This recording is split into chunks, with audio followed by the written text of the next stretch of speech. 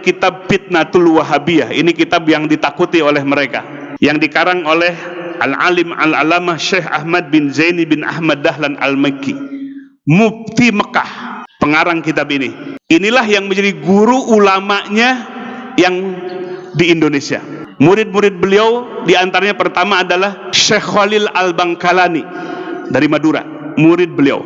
Yang kedua adalah Syekh Ahmad Khatib Al-Minangkabawi dari Minangkabau, Sumatera Barat, murid dari Syekh Ahmad bin Zaini bin Ahmad Dahlan. Yang ketiga adalah Syekh Nawawi Al-Bantani dari Banten. Dan banyak murid-murid yang lain, murid-murid beliau yang jadi ulama di Indonesia. Nah, beliau dalam kitab ini disebutkan, Bapak Ibu sekalian, beliau hidup di abad ke-13 Hijriah, menyaksikan langsung.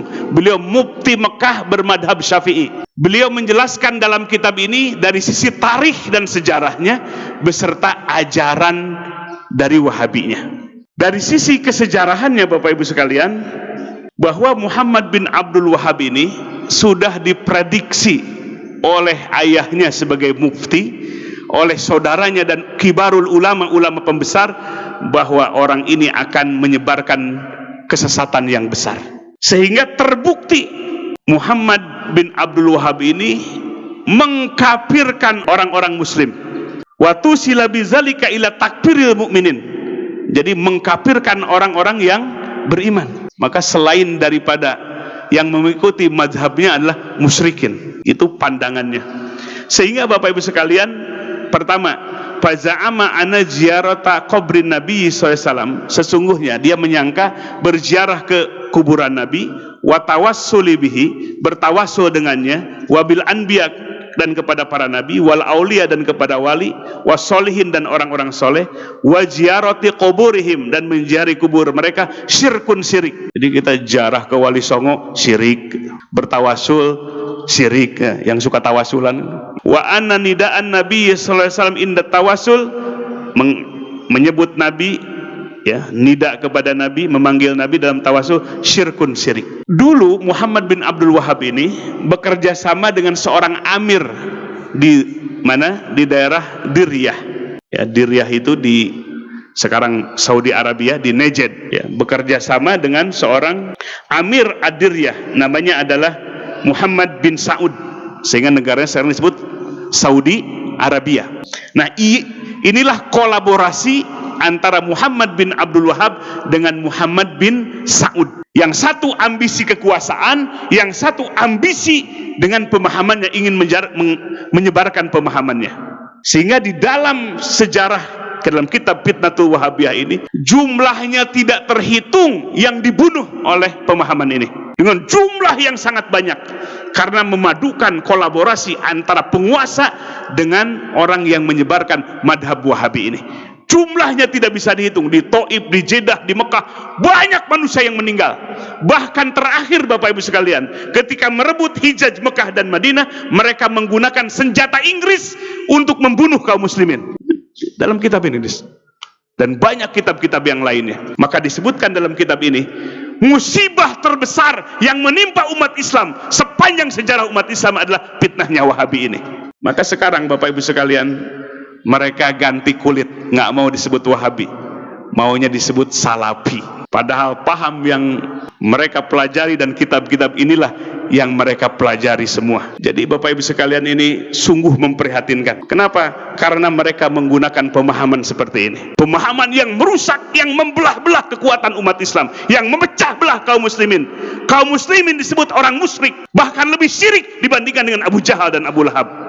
Sungguh kejam, Bapak Ibu sekalian, paham ini. Bagaimana kalau anak-anak kita mesantren di tempat itu melahirkan orang-orang yang kasar, yang radikal seperti itu? Maka oleh sebab itu, kita jangan kecolongan. Kita bukan memecah belah umat, tapi mereka yang memecah belah umat dengan kitab-kitab yang dihadirkan dan pergerakan dakwah mereka, terutama di Indonesia setelah Presiden Soeharto lengser. Mereka berleluasa, biaya dana yang besar dari Saudi Arabia, dari Kuwait, dari Qatar, masuk ke Indonesia untuk menggerakkan, menyebarkan pemahaman ini. Maka oleh sebab itu, Bapak Ibu sekalian, kita sebagai warga ahli sunnah wal jamaah, warga Nahdiyin, punya kepedulian besar untuk melindungi umat dari pemahaman yang radikal seperti ini. Takfirul mukminin, mengkafirkan orang-orang yang beriman. Maka oleh sebab itu Bapak Ibu sekalian, di tempat yang mulia ini, di Yaumil Ijtima ini, bukan tidak beralasan kita mencegah mereka, sangat beralasan, karena kita lihat langsung kitab-kitabnya, bukan katanya kolak wakila, tapi langsung dari sumber-sumber ajaran mereka. Dan terbukti dari poin-poin yang tadi disebutkan, ini semua adalah pemahaman yang sudut, yang keluar dari sawadul a'zam, yang keluar dari manhaj Ahlussunnah wal Jamaah. Kita dicabik-cabik persaudaraan kita.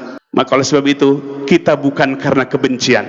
Ingat Bapak Ibu sekalian, bukan kebencian kepada mereka, tapi pemahaman mereka lah yang syad, yang keluar dari sawadul a'zam, dari mayoritas umat ini. Dan mereka yang memusyrikan kita lah, bahkan lebih musyrik daripada Abu Jahal dan Abu Lahab. Maka oleh sebab itu, mari kita lindungi masyarakat kita, wilayah kita, dari ajaran-ajaran seperti itu. Ya, kita tidak akan bisa melihat sepintas, tapi yang harus kita lihat adalah kitabnya, rujukannya, marojeknya, sehingga kita akan melihat gambarannya seperti apa. Maka hampir di mana-mana Bapak Ibu sekalian, kegaduhan di masjid-masjid karena ajaran seperti ini yang diajarkan. Begitu Bapak Ibu sekalian situasi kondisi kita. Mari kita jaga masyarakat kita, warga kita, dari pemahaman-pemahaman radikal, pemahaman-pemahaman yang menuding orang lain kafir, yang menuding sesama saudaranya sebagai orang musyrik. Hadirin wal hadirat rahimakumullah, itulah yang bisa disampaikan pada kegiatan Yaumul Ijtima ini. Bukan kebencian, kita tidak menuding mereka kafir. Tidak boleh menuding ahli kiblat dengan musyrik atau kafir. Pantangan dalam Ahlussunnah wal Jamaah. Bahkan yusolli khalfal fajir. Ahlussunnah wal Jamaah itu sholat walaupun di belakang imam orang yang fajir. Menunjukkan al-jamaah, kebersamaan yang harus kita kedepankan, bukan memecah belah. Itulah sifat dari Ahlussunnah wal Jamaah. Tapi sifat-sifat yang ada dalam pemahaman kitab Wahabi ini adalah sifat-sifat memponis. Ayat yang diturunkan kepada orang kafir dan musyrikin malah dipakai kepada sesama, kepada orang yang beriman. Ini adalah karena tidak menggunakan kaidah tafsir, merujuk Quran dan Sunnah tanpa menggunakan kaidah-kaidah yang benar yang ditetapkan oleh para ulama. Mudah-mudahan Bapak Ibu sekalian, Allah jaga lingkungan kita, Allah jaga masyarakat kita dari pemahaman yang menghancurkan ukhuwah persaudaraan kita.